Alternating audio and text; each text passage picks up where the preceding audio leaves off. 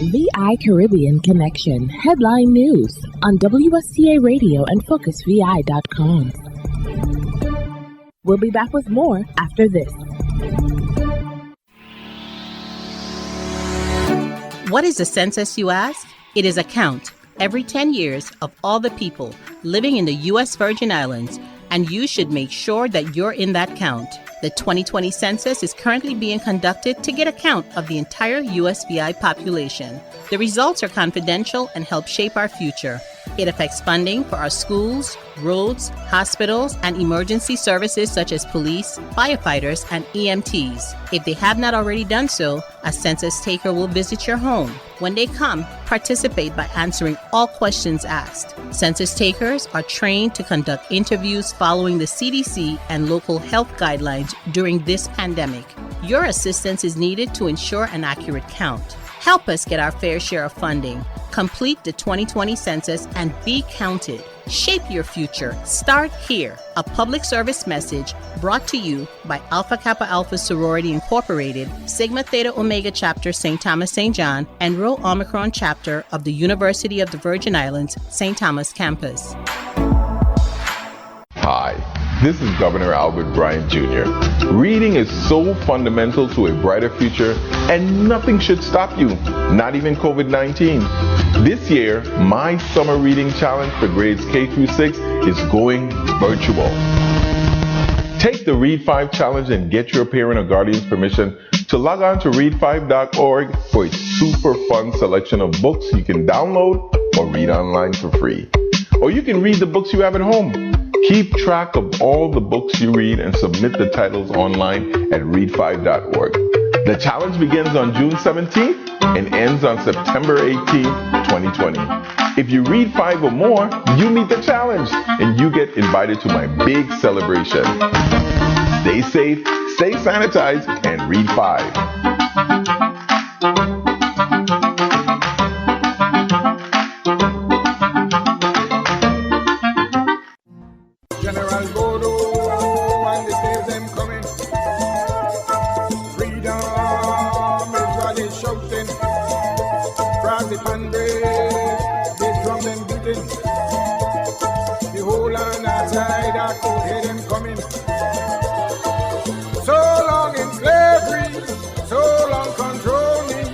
Hi, this is Stephen Smokey Fred. It's another election year, and yes, I'm running again.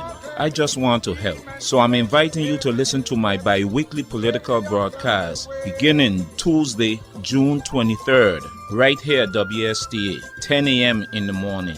Tune in as I explain to you why I'm the best candidate for the job and my solutions to the many problems we are facing here at home. Remember, Tuesday, my bi-weekly political broadcast at 10 a.m. right here on WSTA, the #1 radio station. This is Stephen Smokey Fred.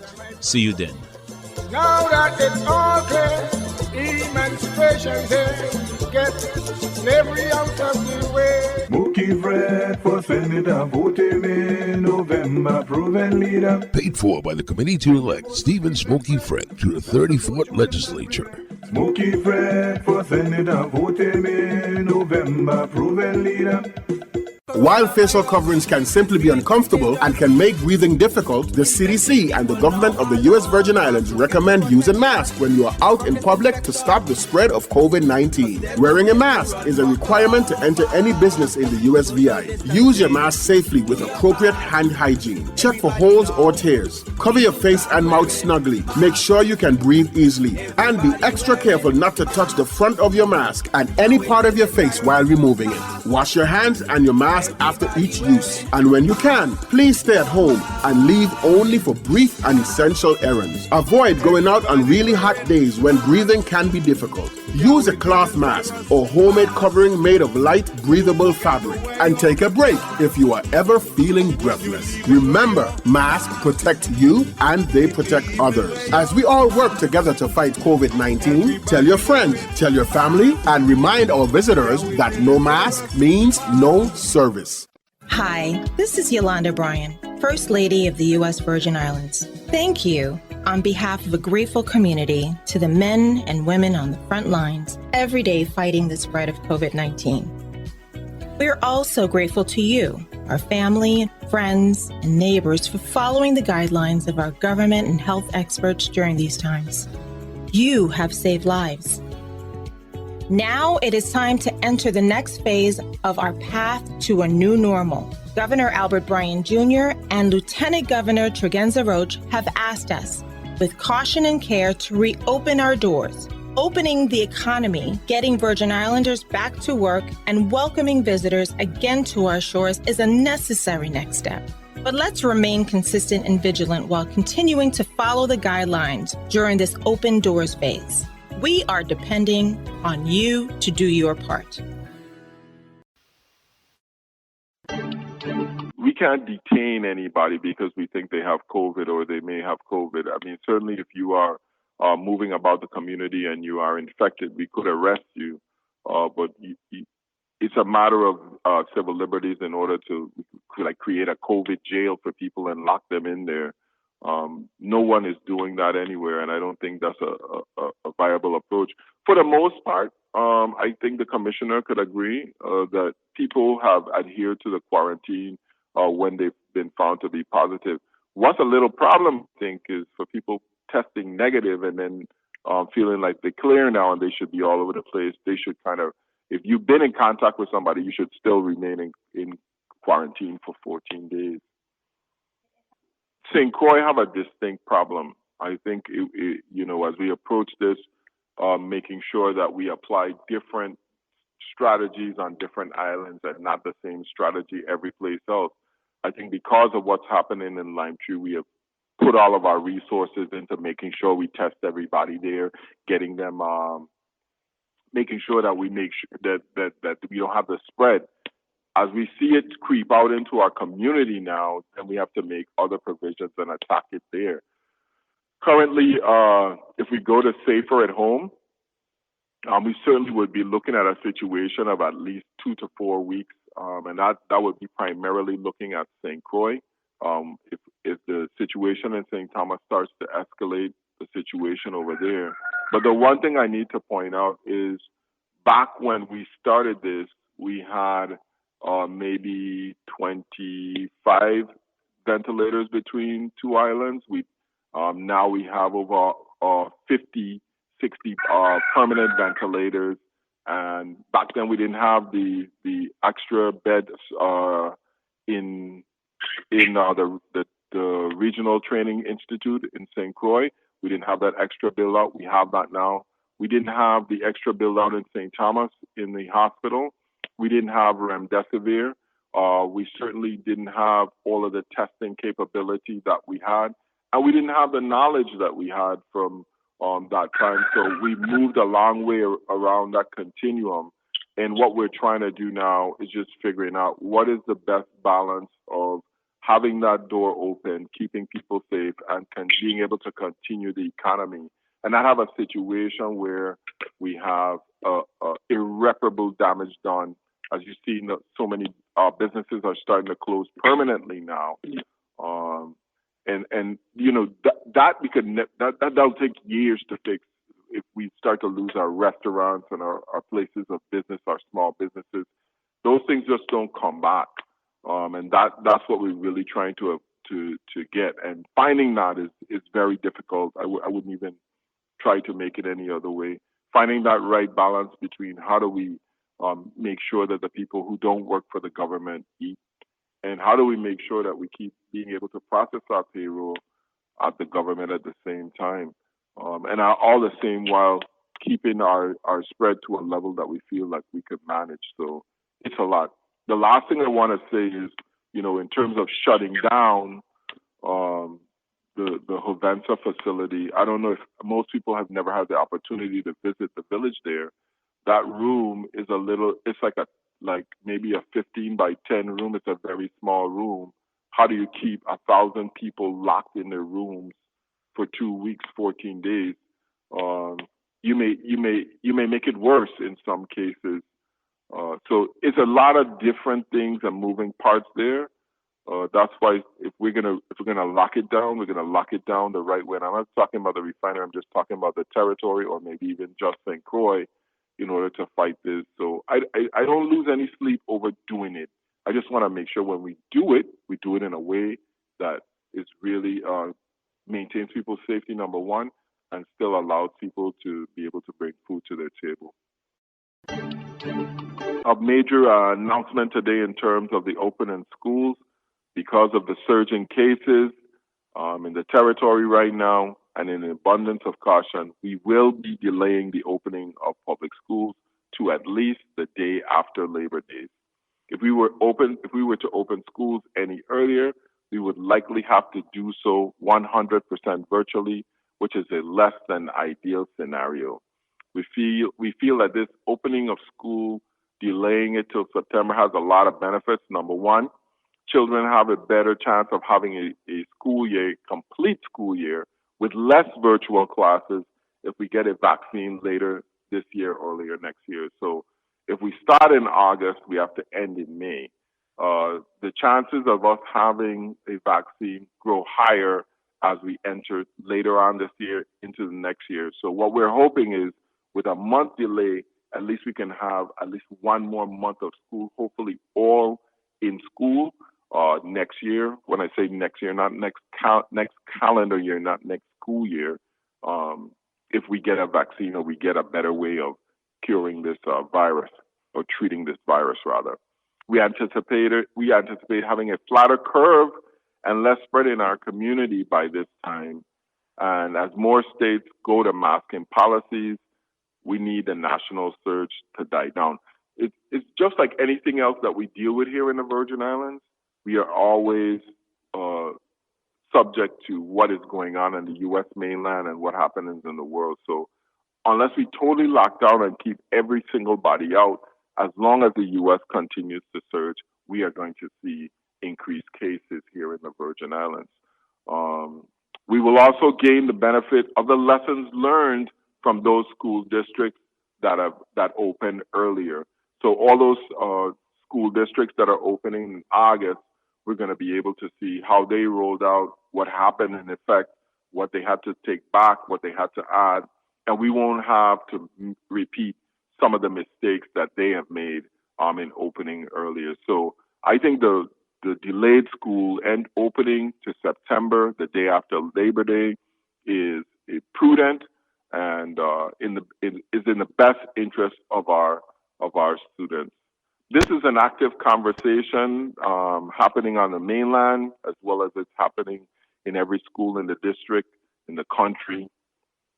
They're debating the safest way to open schools and make sure that the students, administrators, faculty are safe.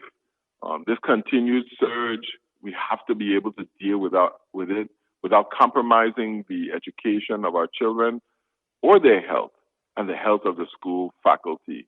You know, you really have to ask yourself. I mean, I don't have school age children at this time, but my daughter is going or is scheduled to go to university this fall, and you know, you sit and you ask yourself, if I had a 10-year-old or a 6-year-old or 8-year-old, would I feel comfortable sending them to school knowing what is going on in the country with the pandemic? And we are also very sensitive to the needs of the parents because we know you have to work as well too. So the Department of Education has now drafted a school reopening plan that complies with the mandates set out by the Health Department of the Virgin Islands and the CDC guidelines. And public discussions of that, the plan will start this week. We're going to allow people to review the plan, stakeholders to give their input before we finalize the plan, because we want to, of course, hear what you have to say as well, the unions, faculty, staff, and everyone. This week, as of this week, we have issued 22,295 unemployment checks totaling a little over $16.8 million, and an additional 17,500 federal pandemic unemployment checks totaling some $28.5 million. That's a total of $45 million to Virgin Islands residents who have lost employment as a result of the pandemic. To file an online application, please visit our website, www.FIDAL.com, or contact their call center at 877-374-0356. As just like the unemployment checks, we continue to issue stimulus payments. We're starting now to issue the Social Security that is about to go out as we get the addresses filed. I'd like to keep reminding people, if you're not on Social Security, no one can claim you. You can still file a return. You can still file a return and get your stimulus check for 2018. As a general reminder to the public, this Wednesday is also tax day in the Virgin Islands, as it is around the nation. I would suggest that people start going in early and turning in your taxes, as you just want to make sure you stay safe. We're making extra preparations there at the IRB in order to accommodate the crowds or the people we expect to be coming in to file their taxes. When we decided to test 100% of the population at Lime Tree, it was a decision by the management who volunteered as well as our support. There was discussion among us about the increase in numbers that we would see and the public concern that would raise. We never flinched or hesitated in making the decision to do this, as the truth is more important than the politics. We don't want to overemphasize Lime Tree as our antibody testing is turning up people in our community that have never traveled nor been in contact with anybody who has coronavirus. Yet, they are showing positive antibodies, which means that they had the virus at some time. So this virus has always been in our community, silently moving around. So we all need to be vigilant and know that we are never more than 1 or 2 people away from someone who has contracted the virus. This is a small town, and just like the Malay, COVID news gets around very quickly. We have ramped up our testing and will continue to do so for the foreseeable future. But no matter what we do, we cannot be effective without a community that works with us, as most of you have been doing. You have to keep doing that to slow down the spread and complying with the mandates that we have put out and set forth.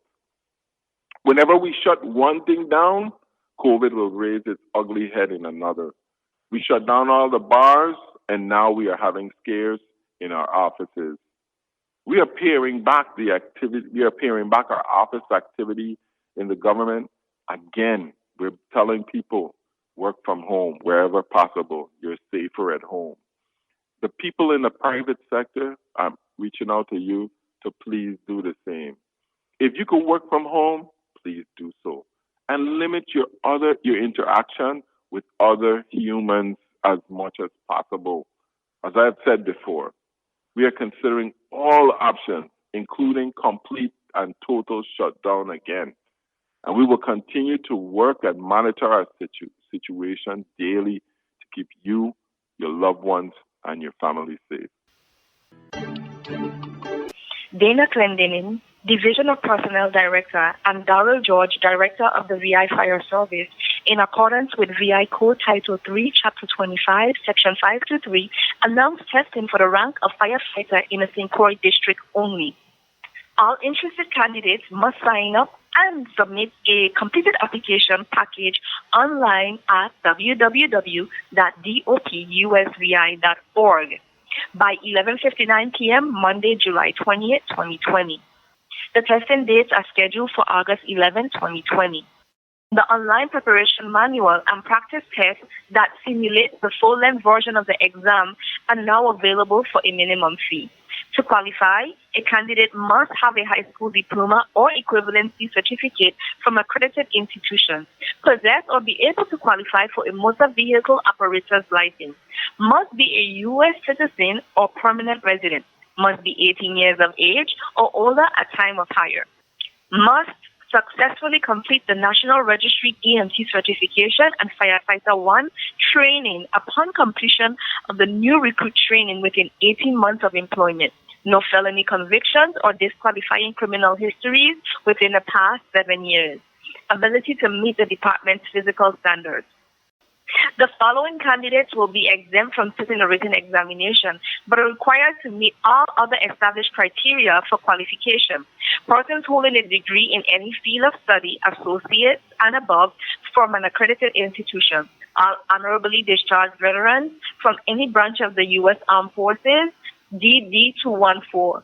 Junior firefighters who successfully completed established fire curriculum approved by the Division of Personnel and the VI Fire Service, along with written verification from the VI Fire Service officials.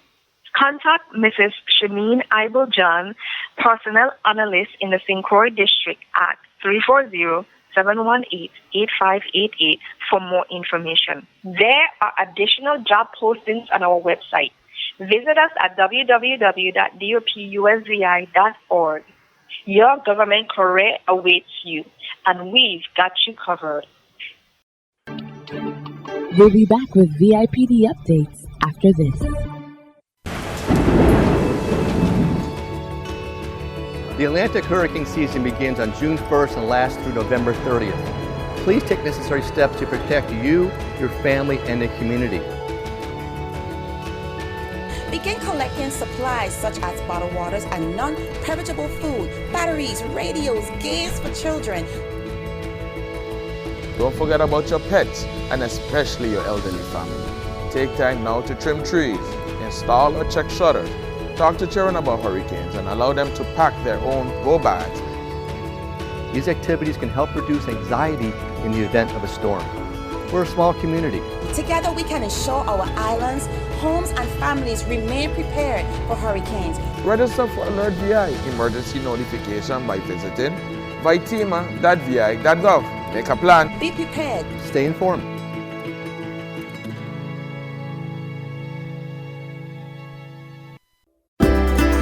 Provost Photography and Video Recording provides professional photos and videos that capture the many memorable events in your life. Let us capture the best moments at your family reunions, graduations, birthday parties, showers, and extremely personal moments such as funerals. Allow Emmett Provost Photography and Video Recording to help your business accomplish its advertising goals. We provide companies with social media photography, video commercials, video promotions, and much more.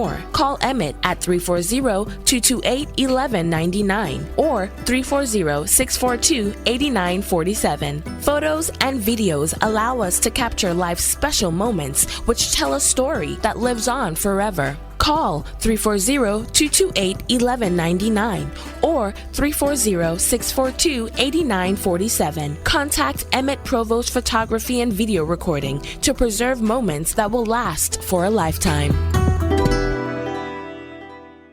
Fellow Democrats, this is Glenn J. Smith, candidate for state chair.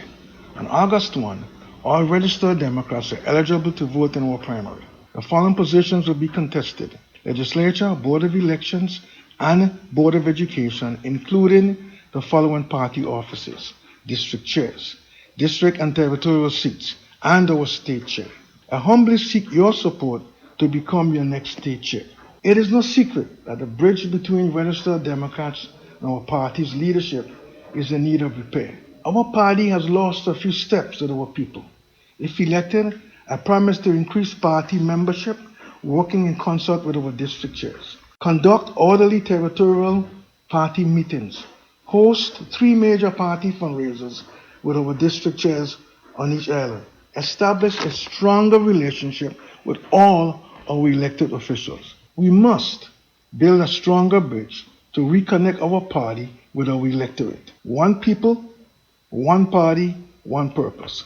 Paid for by the committee to elect Denver Smith, state chair. Police Commissioner Trevor A. Vellner and the Virgin Islands Office of Highway Safety announced the launch of their High Visibility Enforcement Campaign beginning July 1st and ending September 30th.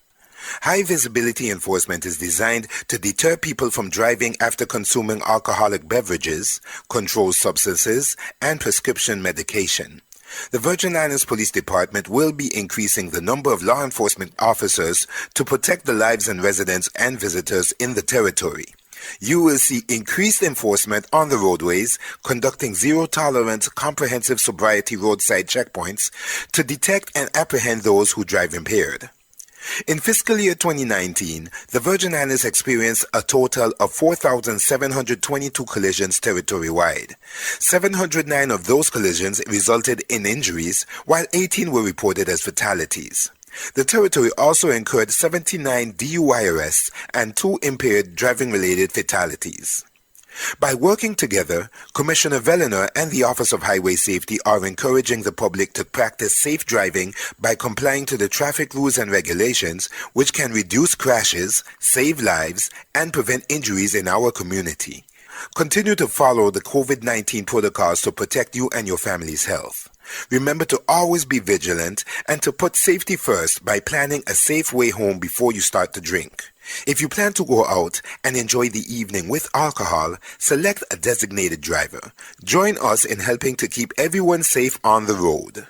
This message is brought to you by the Virgin Islands Police Department and the Virgin Islands Office of Highway Safety. The Virgin Islands Police Department police officers and civilian support staff provide services to the general public 24/7. This department has the responsibility to provide professional service to you at all times. The VIPD is working harder to meet that goal. Please get into the habit of using the compliment forms to commend officers who provide a quality standard of service. It's a morale booster for the recipient. If an officer or civilian needs to improve their customer service, feel free to submit a complaint form. Compliment and complaint forms are available in the lobby of all police stations, at public libraries, some government businesses, and from any patrol officer. Desk officers can also assist you to complete this form. Secure drop boxes are at all police station lobbies. Just insert your form, and internal affairs agents will process your complaint or compliment impartially and fairly. This message is brought to you by the Virgin Islands Police Department.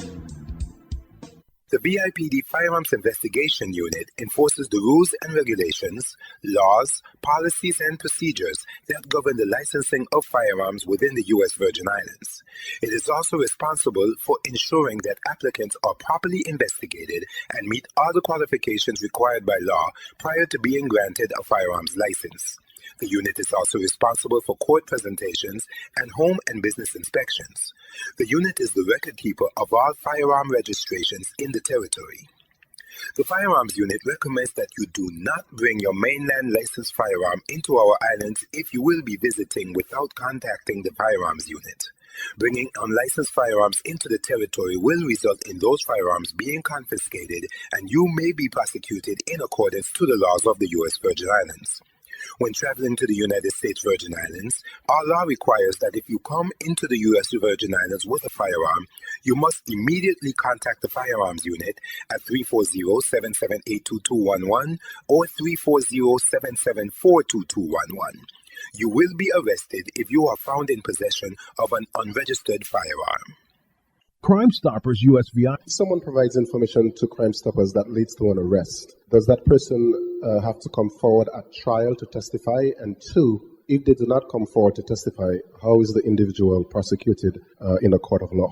No, you are not required to testify, and many tipsters that have provided tips in the past that have led to arrests, the arrestee has been convicted and has been sentenced based on Crime Stopper tips. So warrants can be secured based on Crime Stopper tips as well as sentencing. So you do not have to testify. Submitting the tip will, at that point, relinquish you from anything further. We do have some tipsters that do want to testify. They do get the reward and they testify, but it is not a prerequisite. Crime Stoppers VI at 1-800-222-TIPS or online at www.crimestoppersvi.org. I'm Glenn Drake for Crime Stoppers and the VIPD.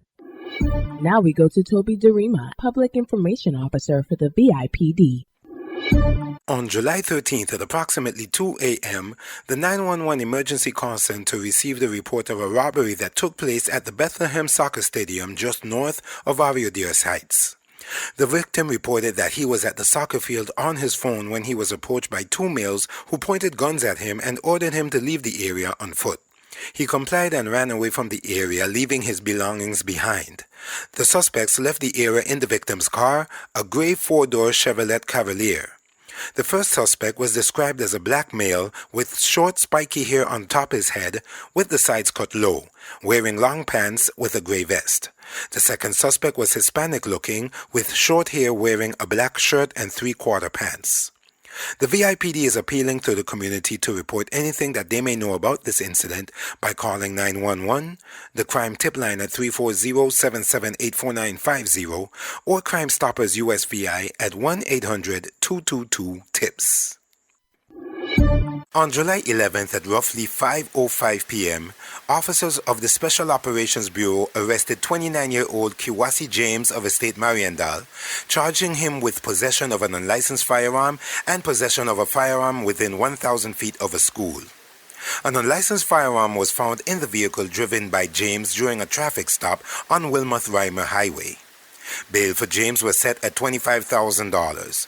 Unable to post bail, James was turned over to the custody of the Bureau of Corrections pending his advice of rights hearing. On July 11th at about 7:15 p.m., police arrested Alan Springett, age 49, and charged him with third-degree burglary and petty larceny. Springett was arrested in reference to a burglary that occurred June 28th at Percy's bus stop on Veterans Drive. He was apprehended in the Fort Christian parking lot and placed under arrest. Bail for Springett was set at $25,000. Unable to post bail, he was turned over to the custody of the Bureau of Corrections pending his advice of rights hearing. Police are investigating two separate shooting incidents that left 2 minors injured. On July 13th at around 2:07 a.m., the 911 emergency call center received a report of a gunshot victim at the Juan Francisco Luis Hospital and Medical Center. Contact was made with a 15-year-old minor who sustained a gunshot wound to his back that fractured his ribs. The victim was uncooperative, declining to give police any details about what happened. While police were at the hospital, a second gunshot victim, a 16-year-old male, was brought in with a gunshot wound to the right leg via private vehicle. That victim reported that he was sitting at a tree stump in the Harborview Apartments complex when a masked gunman shot him and fled the area. A witness stated that the gunman was dressed in all black clothing. These incidents are under investigation. Anyone who knows what happened to lead to these shootings are asked to contact police by calling 911, the crime tip line at 340-778-4950, or Crime Stoppers USVI at 1-800-222-8477. On July 12th at around 10:45 a.m., the 911 emergency call center received reports of shots being fired in Scion Farm. Officers who traveled to the area made contact with several residents who stated that the occupants of a gray SUV were firing shots. Several residences and property were struck and damaged. However, no one was injured as a result of the gunfire. This case is under investigation. Anyone with information is asked to call 911, the crime tip line at 340-778-4950, or Crime Stoppers USVI at 800-222-TIPS.